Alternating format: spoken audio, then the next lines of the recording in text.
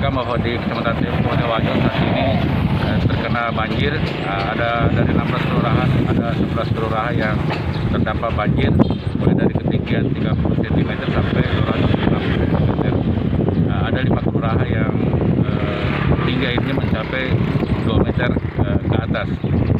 Jumlah KK yang terdampak banjir adalah 3.350 dengan jumlah rumah 2.519, termasuk fasilitas pendidikan ada 10 unit dan fasilitas kesehatan ada 5 unit.